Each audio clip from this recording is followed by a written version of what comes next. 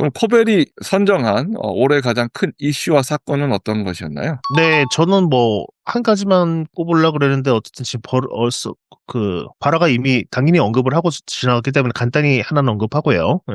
알겠습니다. 당연히 그 계엄 이후에 어떤 정국이 있죠. 그건 뭐 정치적 소재는 되도록이면 언급하지 않으려 하지만 어쨌든 간에 그 탄핵과 대선 그 뒤로도 이어지고 있는 어떤 사회의 대립과 혼란이 지금도 이어지고 있는 상태이기 때문에 좌우 어느 쪽이든 혹은 뭐 중도층이든 뭐든 간에 어떤 사람이든 간에 한국 사람이라면은 거기 휩쓸려서 살 수밖에 없는 어떤 혼란의 와중에 있죠. 그래서 뭐 더 자세한 얘기는 하지 않겠습니다만 한국인으로서 영향을 받고 있고 그 안에서 여전히 살고 있기 때문에 간단히 언급하고 넘어가고요. 바로 이미 언급을 했으니까. 네. 또 하나의 얘기는 제가 잠깐 그 서울에 봄 우리가 영화를 보고 네. 그때 또 계엄에 관련한 거였는데 그게 실제로 일어났고 그다음에 그렇죠. 탄핵까지 되는 게 영화로 뭔가 우리가 그거를 알게 됐는데 그게 실제로 일어났고 종료가 됐고 막 이랬던 게 영화 시작했는데 영화 같은 일이 벌어졌고 막 했다는 게 정말 지금도 좀 믿겨지지가 않아요. 그러니까 너무 좀 개탄스러운 게 영화가 항상 현실을 따라가지 못합니다. 네, 그런 현실이 좀 서글프죠. 그리고 이거는 뭐 한강의 그 노벨상 수상을 제가 작년에 그 사건으로 꼽았기 때문에 이거 한 가지만 덧붙이자면은 한강이 그 여러 가지 노벨상은 딱 하나의 작품으로 수상을 하는 게 아니고 그 사람은 어떤 작품이 어떤 전반적인 기조를 가지고 주는 거거든요. 그렇기 때문에 뭐 딱 한 가지만 그렇게 집중해서 할 수는 없지만 한강에 천착했던 게 어떤 국가 폭력의 어떤 희생자의 어떤 아픔 같은 거에 굉장히 조명을 했고요. 그리고 소년이 온다 같은 경우는 5.18 광주항쟁을 다룬 그런 작품이죠. 근데 어떤 그거 수상하면서 그것도 당연히 이슈가 됐었는데 어떤 사람들은 그런 말을 했어요. 그 수상을 폄하하면서 언제적 이야기를 하고 있느냐라는 얘기로 좀 비판을 하기도 했었는데 너무나 거짓말처럼 그 계엄과 그 당시 어떤 사회상을 다룬 그로 노벨상을 수상한 지 2달 후에 우리나라에서 실제로 계엄이 벌어졌습니다. 그러니까 그럼으로써 한강의 노벨상 수상은 옛날 이야기가 아니라 지금 현재의 이야기를 여전히 하고 있는 어떤 시적절함을 가지고 있는 더더욱 의미 있는 수상이었다고 저는 그걸 정리할 수 있을 것 같습니다. 굉장히 뭔가 다 인과적이었다는 생각이 드네요, 갑자기. 뭐 한편으로는 그렇게 볼 수 있는 거죠. 네. 전체적인 흐름에서 사후에 물론 이거는 당시에 전혀 몰랐지만 사람들이 하는 얘기긴 합니다만 그래서 저는 뭐 어쨌든 불행한 일이지만은 한강의 어떤 노벨상 수상으로서는 더 그 의미가 깊어졌다라는 측면의 말씀을 드리겠고요. 이거는 그 다른 이제 또 어쨌든 가장 큰 이슈를 하나 꼽자면은 국내적으로는 뭐 코스피 4천 돌파 뭐 그런 문제가 있을 것 같아요. 뭐 저는 개인적으로 뭐 주식을 하지 않습니다만 그 주위에서 다들 뭐 난리더라고요. 요즘 주식장에 들어가 있는 사람들은 그런 게 있고. 그리고 이건 또 안보적인 측면의 하나인데 얼마 전에 그 에이펙에서의 그런 결과를 통해서 원자력 잠수함, 핵 추진 잠수함의 어떤 제작이 가능하게 됐잖아요. 그렇죠. 네. 예, 그게 굉장히 큰 이슈입니다. 그동안 어떤 한국 분단 이후에 그 어떤 IAEA 그 원자력 협정 같은 거로 그 한반도 비핵화의 어떤 조건을 통해서 어떤 핵을 활용한 그런 거에 굉장히 그 엄격한 제재를 남북이 받아왔죠. 물론 북한은 그거를 뭐 탈퇴하고 뭐 핵무기를 개발하기도 했습니다만 그렇기 때문에 그 핵 잠수함 건조가 가능해졌다는 건 어떤 단순한 국방력의 상승을 넘어서 정말로 중국이나 그런 다른 국가들이 뭐 긴장을 하고 있다고 괜히 뉴스에서 언급을 하는 게 아닐 정도로 한국의 어떤 군사적 국방력을 떠나서 영향력이 굉장히 확대된다는 말이거든요. 이거는 뭐 단순히 뭐 지금 정부에서 했다는 그런 걸 떠나서 굉장히 한국 자체적으로 굉장히 큰 의미를 갖고 있는 일이기 때문에 앞으로 한국의 어떤 국제적 위상, 아까 뭐 문화적인 K-pop 데몬헌터스로 인한 어떤 문화적인 어떤 위상에 대해서도 언급했지만 그런 경제적인 그런 것과 더불어서 군사적으로도 한국의 위상이 좀 더 한층 격상될 수 있는 굉장히 큰 의미를 가진 일이라는 것 정도는 언급드리고 싶습니다. 네. 문재기 좋아하는 그 잠수함 영화 크림슨 타이드의 이야기가 또 우리한테 좀 펼쳐질 수도 있는 그런. 그렇죠. 근데 제가 떠올린 영화는 그게 아닙니다. 유이로 치려나? 유령이죠. 예, 한국 최초의 핵잠수함 유령. 근데 그 정확하게 기억 안 나는데 유령은 거기에서 정우성 씨 나왔던 SLBM 뭐 아닌가요? 핵미사일을 쏜다 그랬나? 하여튼 물론 그런 건 기억이 안 나는데 아무튼 한국 최초의 핵잠수함 유령이 떠오르더라고요. 이제는 근데 제 기억으로는 그 영화에서는 이제 그 존재를 들키면 안 된다. 뭐 이런 거여가지고 뭐 죄수들을 승무원으로 하고 뭐 이런 식으로 그랬던 것 같은데 근데 이제 저희는 유령을 이제 만들 필요가 없게 된 거죠. 진짜 그냥 이제 실질적으로 핵 추진 잠수함을 만들 수 있게 된 거죠. 네네. 물론 뭐 아직 뭐 그 구체적인 뭐가 시작되지는 않은 단계라서 섣불리 말씀드릴 수는 없지만은 어떤 굉장히 큰 변화. 우리나라가 기술력이 없는 건 절대 아니기 때문에 그렇죠. 그게 이미 그 빗장이 풀린 이상 굉장히 빠른 속도로 진행될 것 같고 다들 그렇게 예상을 하고 있는 걸로 알고 있습니다. 국외적인 사건으로는 아무래도 이걸 꼽을 수 있을 것 같은데요. 이스라엘과 이란의 분쟁이 있었죠. 이거는 뭐 세계적으로 한창 떠들썩하고 지금도 진행되고 있는 일이니까요. 그 올해 6월에 이스라엘이 그 이란 전역의 주요 도시에 어떤 핵 군사 시설을 대대적으로 공격함으로써 그리고 이란이 여기에 반격함으로써 시작된 어떤 전쟁이죠. 거기에 긴장감이 있었어요 그 당시에. 맞아요. 거기에 이제 뭐 여러 다른 국가들이 개입하고 미국 트럼프도 이제 거기 개입해서 뭐 휴전을 이끌어낸다고 뭐 엄프를 많이 했잖아요. 자기 그래서 노벨상 타야 된다는 식으로 개 헛소리를 했었는데, 나는 그 뒤로도 이제 양측이 그 휴전 협정 같은 걸 깨고 그 아직도 좀 분쟁이 계속 일어나고 있는 여전히 현재 진행적인 일이고요. 이란과 그 이스라엘의 그런 긴 어떤 적대적인 역사 같은 건 뭐 굳이 여기서 다 언급할 수는 없지만은 그렇게 참 어쨌든 피해를 받고 죽어가는 건 민간인들이잖아요. 군인들뿐만 아니라 그렇게 매스컴들에서 단편적으로나마 어떤 그렇게 희생되고 있고 그리고 고통받고 있는 주민들의 모습을 보니까 역시 전쟁을 일으킨 놈들은 다 죽일 놈들이라는 생각을 할 수밖에 없더라고요. 그래서 다시는 뭐 솔직히 좀 걱정되는 세계 정세긴 해요. 그 이란과 이스라엘뿐만이 아니라 뭐 지금 뭐 올해 계속 지리멸렬하게 이어지고 있는 러시아와 그 우크라이나의 그 전쟁도 그렇고요. 그리고 계속해서 중국과 대만과의 군사적 갈등 계속 뭐 유지되고 있는 것이고 세계 곳곳에서 항상 그런 군사적인 위협이 요즘 한층 더 계속 올라오고 있는 측면에서 굉장히 좀 한편으로는 굉장히 불안한 마음을 갖고 있는 게 사실이고 좀 걱정이 됩니다. 네. 국제적으로도 그런 긴장감이 아직까지도 진행되고 있다는 점을 지적해줘서 감사하고요. 그러면 이제 문제기 생각하는 국내국에서 올해 가장 큰 이슈와 사건은 어떤 건가요? 근데 국내는 어쩔 수 없이 저도 어쩔 수 없긴 하죠. 네네. 뭐 계엄 12.3 뭐 비상 계엄에 이은 뭐 대통령의 탄핵 그리고 새 정부의 출범 뭐 이런 혼돈 속에서 그게 작년 12월 3일 발생한 이후에 올해 6월까지 모든 이슈 지금도 그렇고 사후 뭐 특검을 통해서 여러 가지 일들이 밝혀지고 있기 때문에 그렇죠. 진행 중이죠. 특검이 수사할 수 있는 활동 기간이 정해져 있잖아요. 이게 보통 이제 12월까지 갈 거기 때문에 결국에는 올 한 해를 국내적으로는 어쩔 수 없이 뭐 물론 에이펙 뭐 이런 국제적인 행사도 있었지만 그거는 이제 좀 뭐 새 정부가 출범한 이후에 나온 이제 일어난 새로운 이제 국가적인 이벤트고 결국에는 비상계엄과 내란으로 인한 혼돈 그런 거를 언급할 수밖에 없지 않나 그런 생각이 듭니다. 근데 전 개인적으로는 이제 좀 일을 하면서 뭐 구체적인 제 직업을 밝힐 수는 없지만 대통령실이나 쾌나 뭐 이런 근처에서 가까운 곳에서 일을 하기 때문에 그 내부 얘기를 뭐 들어보거나 이러면은 결국 엄청 여러 가지 일들이 있었다. 큰 일들이 있었다. 뭐, 물론 다 이런 내용들은 다 이제 보도로 되는 거지만, 그런 것들을 보면은 결국에는 2025년 한 해는 결국은 내란과 그 비상계엄과 그거를 수습하는 한 해가 될 수밖에 없지 않나. 그런 생각이 듭니다. 문제기 뭐 그렇다고 뭐 국정원이라는 건 아니잖아요, 그죠? 저는 그렇죠. 근처에서 배회하는 여러 사람 중에 한 명이기 때문에 기웃 거릴 뿐인 거죠, 기웃. 네네. 제가 뭐 근처에 일한다고 해서 큰일을 하고 있는 건 아니고요. 근처에서 그런 과자 부스러기 정도 주어서 그거를 잘 먹는 그런 수준의 일을 하고 있기 때문에 그렇습니다. 그래서 레커도 아니시고 뭐 그죠? 레커는 아니죠. 레커 아니죠. 그래서 뭐 이건 앞에서 두 분이 말씀하셨기 때문에 뭐 저도 이거를 간단히 언급하고 넘어가고요. 근데 이거 국외에서 가장 큰 이슈. 근데 이게 어떻게 보면 국내와 저는 약간 두 개를 저는 어느 정도 아우르는 이슈와 사건. 이건 물론 제 개인적인 기준에서 뽑은 거지만 저는 밴드 오아시스의 내한 공연을 뽑고 싶습니다. 네. 왜냐면 네네네. 이게 단순히 네네네.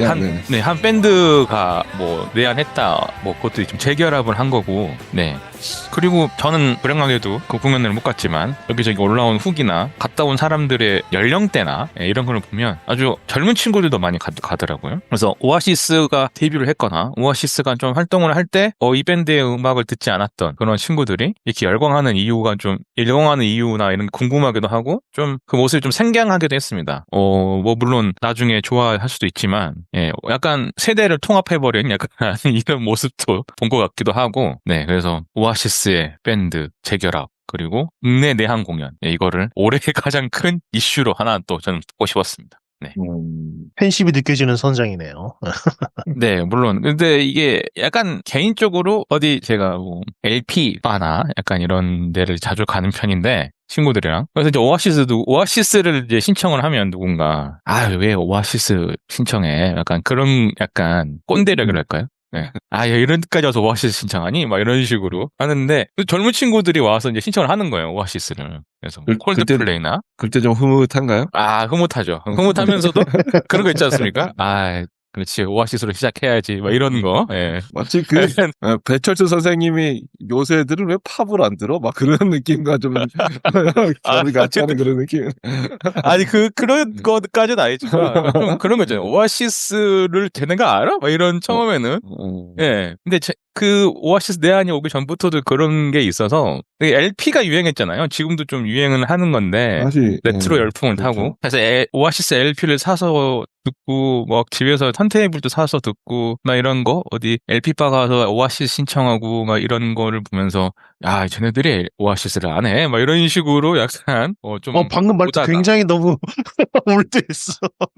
그러니까 순간 배철수 아저씨처럼 말투가 나왔는데 그런 모습을 보면 흐뭇해하다가도 이제 또 근데 이번에 그 공연을 보고 이게 그 한두 푼도 아닌데 이렇게 공연까지 올 정도는 많이 젊은 친구들도 오아시스를 좋아하는구나 이런 생각이 들어가지고 아주 흐뭇하게 이런 양태랄까요? 모습을 좀 봤던 생각이 듭니다. 그래서 약간 좀 이런 좀 올드 밴드 오아시스가 이제 올드 밴드죠. 올드 밴드들이 좀 많이 내한 공연을 해줬으면 하는 바람도 살짝 얹어봅니다. 네. 알겠습니다. 다음 질문으로 넘어갈게요. 그러면 2025년 화제의 인물 한 명만 선정해 보도록 하겠습니다. 제가 먼저 짧게 언급드리고 시작할 텐데요. 저는 이분을 선정했어요. 가장 최근 일입니다. 페이커 이상혁 군을 선정하도록 하겠습니다. 이 롤드컵이라죠. 게임 저는 사실 이거 하진 않습니다만 인기는 잘 알고 있죠. 저도 게임을 좋아해서 리그 오브 레전드라는 게임인데요. 그거를 이제 매해 롤드컵이라고 일단 월드컵과 리그 오브 레전드의 합성어죠. 롤이라고 하잖아요, 우리가. 그래서 롤드컵이 최근에 있었는데 T1 SK T1 팀이 3회 연속 우승했다고 이제 소식을 전했어요. 근데 거의 뭐 게임을 좋아하시는 분이면 알겠지만 게임을 진행하는 전용준 캐스터가 있습니다. 그분의 말을 빌어서 표현하자면 중국의 모 매체는 봉준호 BTS, 김연아 손흥민 그리고 페이커를 5대 국보라고 했고 미국의 모 매체에서는 손흥민, BTS, 봉준호 그리고 페이커를 엘리트 4라고 했습니다. 그리고 최근에 뉴욕타임즈에서였나요? 거기서는 거의 페이커는 마이클 조던과 같은 위치에 있다라고 할 정도라고 하니까 이분이 거의 입지전적한 인물이라고 생각을 하고요. 이분도 글쎄요, 저는 해외에 있다 보니까 전 롤을 하지 않지만 롤 하는 친구들에게 페이커는 다 신이더라고요. 그래서 게임 중계하는 영상을 해외판을 봐더라도 영어로 진행하는 거 봐더라도 페이커를 얼마나 정말 찬양하는지 느낄 수 있어서 이런 마이클 조던을 올해 인물로 선정하는 게 저는 이상하지 않잖아요. 그러니까 페이커를 올해 인물로 선정하는 게 전혀 이상하지 않다고 저는 생각을 해서 이상혁 군을 화제 인물로 선정을 했습니다. 코벨이 생각하는 화제 인물 누구인가요? 저는 개인적으로는 국제적으로는 이슈기 때문에 두 사람을 원래 언급하려고 그랬어요. 네. 시진핑과 트럼프. 두 사람이 지금 어쨌든 간에 미중 간의 갈등이 여러 가지 문제를 낳고 있고 그렇기 때문에. 네. 네. 그런데 지금은 그 두 사람은 빼고요. 최근의 이슈로 다른 한 사람을 언급하겠습니다. 아, 좋아요. 누군가요? 바로 젠슨 황해입니다. 아, 제임스 황. 예. 엔비디아의 CEO고 얼마 전에 우리나라에 왔었죠. 맞죠. 그래서 그 AI를 위한 GPU, 뭐였지? GPU 맞죠. GPU 공급을 GPU를 약속했죠. 공급하기로 하고, 네. 그리고 그 재벌 대기업 회장들과 그 깐부 치킨에서 술을 먹었는데 그 자리가 명당에 돼서 지금 사람들이 몰리고 있다고 하더라고요. 깐부 회동이라고 부르고 있죠. 그게. 맞습니다. 물론 그 뭐 철저하게 기획된 이벤트죠. 깐부 치킨이라는 브랜드 자체도 아마 기획된 걸로 생각을 하고요. 깐부 회동에 대해서는 제가 조금 더 할 얘기가 있는데. 그렇습니까? 제가 좀 나중에 언급하도록 하겠습니다. 알겠습니다. 네. 어쨌든 지금 우리도 그 AI에 대한 주제에서도 다뤘고 굉장히 그건 피할 수 없지만은 굉장히 강력한 어떤 윤리적 잣대를 만들어야 된다는 식으로 제가 아마 발전해가지고 얘기를 굉장히 열띤 토론을 했던 걸로 기억을 하는데요. 말 그대로 어쨌든 AI는 피할 수 없는 대세이고 거스를 수 없는 흐름인 건 맞죠. 그렇기 때문에 그 격차를 지금 따라잡는 게 중요한데 어쨌든 그거에 관한 물질적 기반이 여건이 마련된 것이기만큼 굉장히 어떤 큰 이슈라고 생각을 하고요. 단순히 그냥 뭐 재벌 대기업들 회장과 맞아서 술을 먹었다는 그런 문제를 넘어서 굉장히 큰 어떤 자산을 확보하는 의미이기 때문에 그리고 그것이 내년에 아까 뭐 핵잠수함 얘기도 했었지만은 군사적인 그걸 떠나서 경제적으로도 혹은 뭐 문화적으로도 연결돼 있죠. AI는 그 영향력이 굉장히 클 거라고 생각하기 때문에 발전 속도나 영향력이 어마무시할 거라고 생각하기 때문에 그 잠깐의 그 일이었지만은 굉장히 큰 이슈라고 생각해서 제 센스낭을 뽑았습니다. 문제기 생각하는 2025년 화제의 인물. 글쎄요. 저는 어쩔 수 없이 저는 코벨님이 잠깐 언급하고 넘어갔던 트럼프를 뽑을 수밖에 없었습니다. 네. 이게 좀 트럼프가 이번 관세 4월부터 관세로 전 세계를 뒤집어 놓고 그렇죠, 맞아요. 네. 근데 바라님이 지금 이제 계시는 캐나다를 아주 또 싫어하는 인물로서 관세로 캐나다를 괴롭히고 있고 전 세계를 괴롭히고 있고 해서 안 좋은 의미로 이제 올해의 인물인 거죠. 이게 우리나라에 와서 에이펙 때 잠수함 원자력 추진 잠수함 승인도 해주고 막 이런 것도 있지만 중국과의 관계도 있고 북한과 김정은과 만난다 안 만난다 뭐 이러기도 하고 그래서 좀 근데 이게 국제적으로도 이렇게 문제가 일어나지만 이제 미국 내에서도 거의 좀 쉽게 말해서 계엄을 하는 게 아니냐 이런 얘기가 심심찮게 나오기도 하고 실제 뭐 군을 동원하기도 했잖아요. 동원했죠. 주방위군을 동원해서 주로 이제 민주당 지지세가 강한 곳을 시위대를 억압하거나 또 우리나라와 관련이 있는 조지아주에 있는 저희 노동자들을 구금을 하고 이제 이거 뭐 트럼프가 한 건 아니고 이민남속국에서 좀 오버해서 했다고 하지만 좀 영상들을 올라오는 걸 보면 이제 미국인인데 정말 백인이 아닌 사람들 일단 무조건 잡아놓고 보더라고요. 그래가지고 이런 걸 보면은 이게 진짜 좀 미국이 계엄을 만약에 하게 되고 뭔가 내전 수준으로 가게 된다. 그러면 영화에 최근에 그런 관련된 넷플릭스 드라마였나요? 영화였나요? 뭐 그런 것도 나왔던 것 같은데 미국 내에서 흔히 말하는 남북전쟁과 같은 내전이 일어나서 11호라는 영화가 올해 초에 개봉을 했었죠. 네네네. 저는 보지는 못했는데, 그런 게 개봉했던 것 같아요. 잠깐 뭐 짧은 영상을 봤는데, 뭐 중국계였나요? 뭐 그런 사람을 미국인인데도 한마디로 아시아인이라는 이유로 그 영화 내에서 총으로 쏴서 뭐 죽여버리지 않나. 뭐 이런 약간 좀 모습들이 저는 만약 실제 미국에서 계엄이 일어나면 현실이 되지 않을까. 근데 그 중심에는 그런 정치적 혼란을 부추기는 트럼프가 있다. 그래서 좀 나쁜 의미로, 안 좋은 의미로, 올해의 인물, 어쩔 수 없이 도널드 트럼프 미국 대통령을 저는 꼽아봤습니다. 방금 얘기가 나와서 그런데 11호라는 영화 자체가 애초에 트럼프를 가정하고 누구나 알 수 있도록 트럼프를 상상하고 만든 영화라는 걸 누구나 보는 사람은 알 수 있는데요. 네네. 미국 대통령이 3선을 함으로써 문제가 불거지고 이제 미국이 두 세력으로 갈라져서 싸우는 이야기입니다. 그렇기 때문에 말씀하신 것처럼 우리 같은 미국인이잖아요 라고 묻는데 그래서 어느 쪽 미국인인데? 라고 군인이 물으면서 그렇게 사살하는 장면이 섬뜩한 장면이 나오거든요. 그런 식으로 이미 미국 내에서도 정말로 트럼프로 인해서 내전이 발생했을 때 벌어질 어떤 세상에 대한 우려 같은 게 그 영화로 만들어졌다고 생각을 하고요. 여전히 또 현재 진행형인 일이기 때문에 굉장히 섬뜩한 어떤 예상, 감각을 보여주는 영화라고 할 수 있습니다. 그렇게 잘 만든 영화라고까지는 말씀드릴 수 없는 저예산 영화긴 한데요. 그래도 재밌게나 긴장감 있게 전개된 영화니까 추천드릴 만한 영화라고 말씀드릴 수 있을 것 같네요. 네. 알겠습니다. 그러면 우리는 여기까지 해서 2025년은 결산은 좀 마무리를 해보도록 하고요. 자, 이제 2026년에 대해서는 이야기를 좀 해볼까요?